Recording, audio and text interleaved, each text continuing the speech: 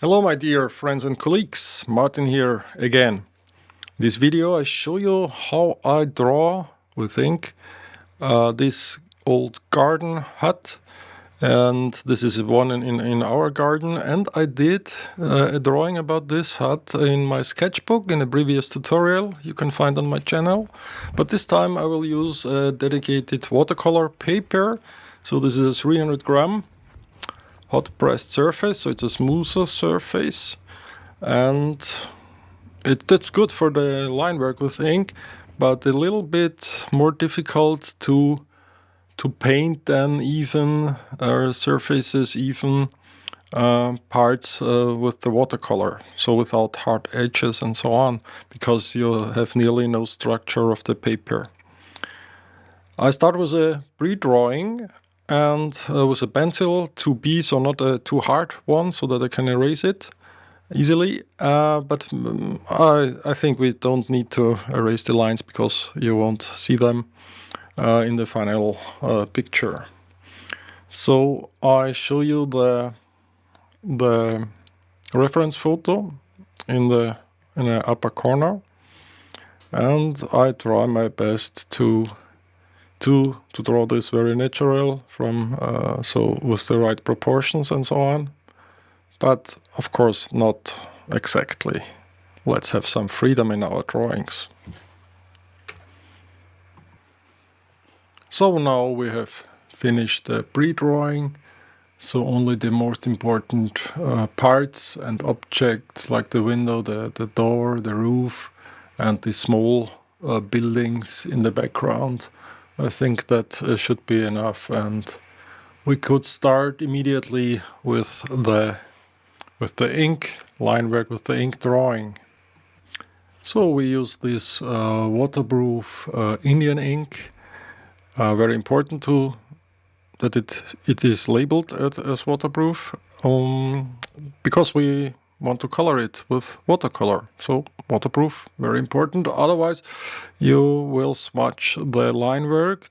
It could be a nice effect. I did this in another tutorial, but you have to know what you use when you do the line work and when you have something in your head about coloring, shading it with or without water-soluble or waterproof ink.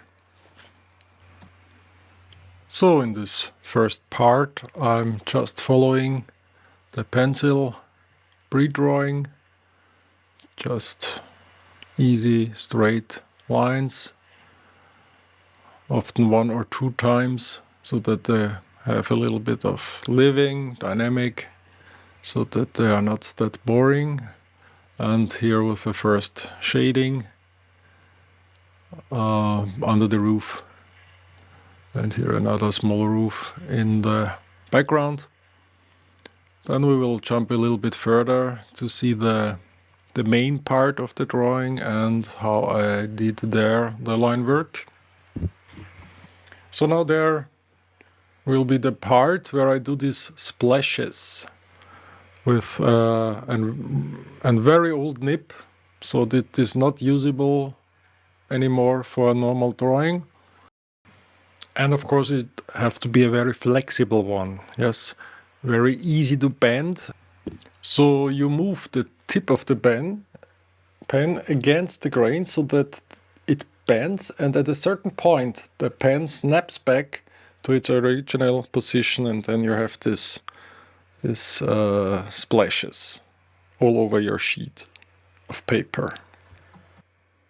Here I had very much ink on one point, so I have to that it dries a little bit faster, and it's always a good idea after these splashes that you dry it maybe with a hair dryer, because when you smudge it with your hand, or then that doesn't look very nice.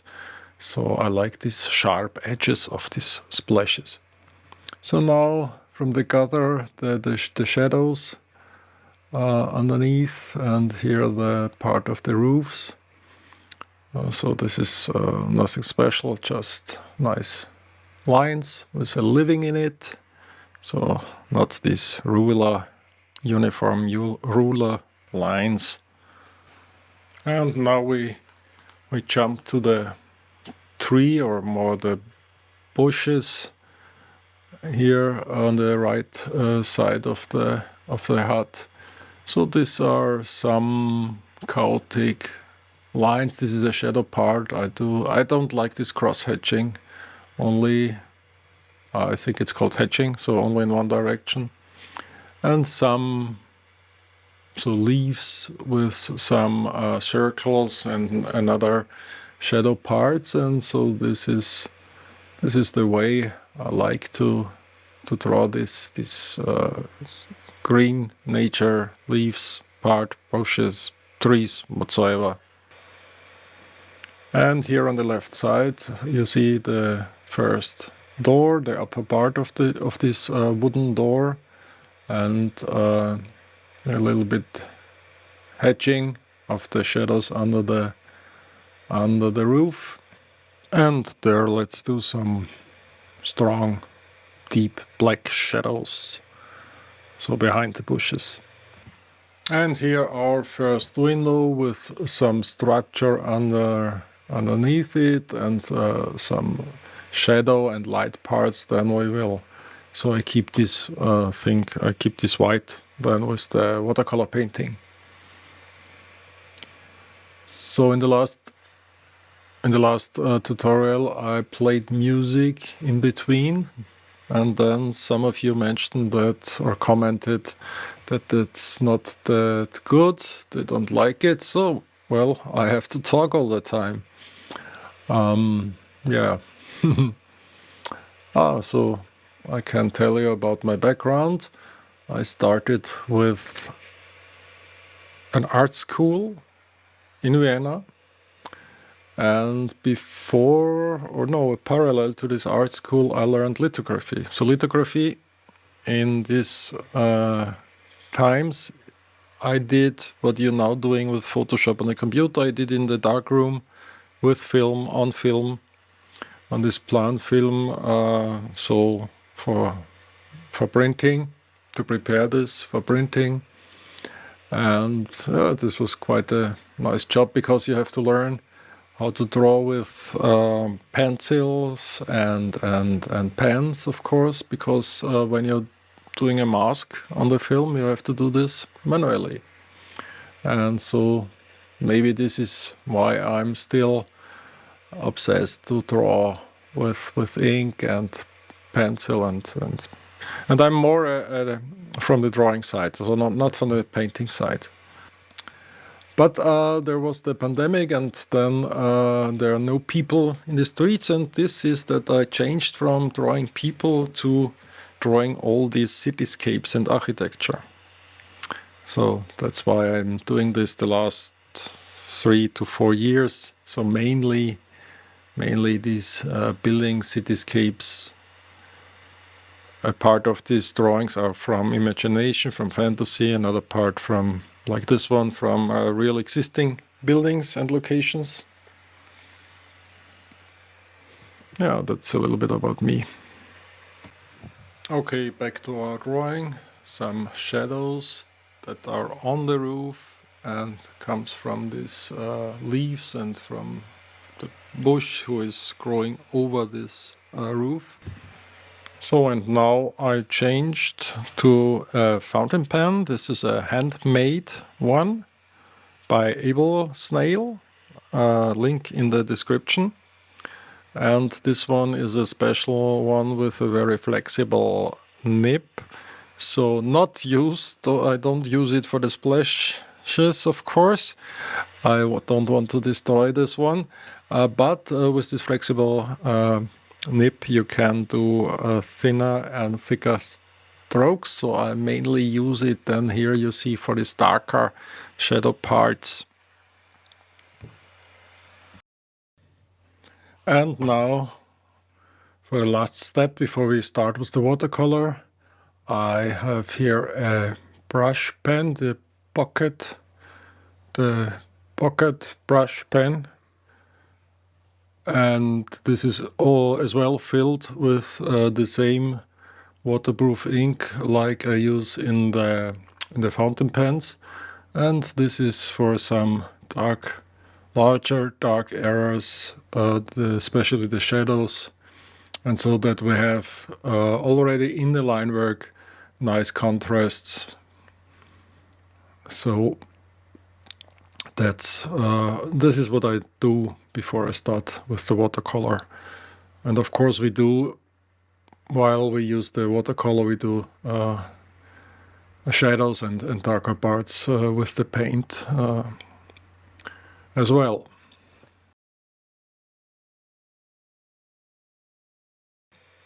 And here's some final shadows underneath this small tree which is standing in front of the hut. And so now half time, and now we really change to watercolor. So, and this is how the finished line work ink drawing looks like. Could be ready now, but I want to color it. And for that I angle the surface, the paper, and so upside down. And first we use some water, so we do the sky wet in wet. And they're very important to use enough water. Yeah, that's the blue sky now is smoothly running down, and so we get a nice, not that uniform, but a little uniform background sky whatsoever.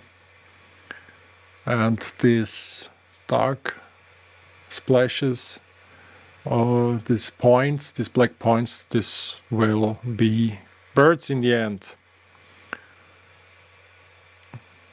And here I do some more. So it's an indigo. It's color-wise, it's the indigo blue, or you can use cobalt blue mixed with some Mars black or iron black or something like this. So now we turned the drawing back, and but it's angled, of course, like you see here. And now I do a little bit this blue parts, these steel parts, and then the blue reflection of the sky in the windows above. And this is not very detailed, so the watercolor part is more on the loose side. So now we jump to the green parts of this coloring, and I mix the green with blue, so cobalt blue for example, and with yellow, so that I get a little, this not that colorful greens, not this shiny green, and so in a very loose way, not that much water, so that we get a little bit of structure, a texture in it. And so here we do all these bushes and trees, leaves, and so on. And in the foreground only a very simple grass-like ground. And now I have to be sorry, because like you see here, I did not record the sepia brown tone of the wood of this hut, so we go straight to the shadows on the roof, also to get a little bit texture there, so leaving some parts white, like some highlights, and shading the rest with iron black. And then I diluted it very heavily with water, and a little bit of cobalt blue is in it, so that we have a blue shiny roof. And finally only some dark shadows are missing, so here once again under the roof a little bit more black, so that we get this nice contrast between the highlights of the roof and the shadow underneath it. And then I was thinking about this shiny roof, too shiny, too light, and so I dark it a little bit more, so it's more like it's on the reference photo. And here and there the darker parts of in these bushes, just to get a nice variation of contrast of light and dark parts. So now the door jumps out a little bit more, pops out a little bit more. And now we come to this part where we have to think so that we don't overwork these painting. Oh, it's maybe more a painting than a drawing, but here and there some more contrast. I love these hard contrasts, so a little bit more of them, black and a little bit of cobalt blue maybe. And also in this at the bottom of the hut, yes, so that we have these darker parts from the ground.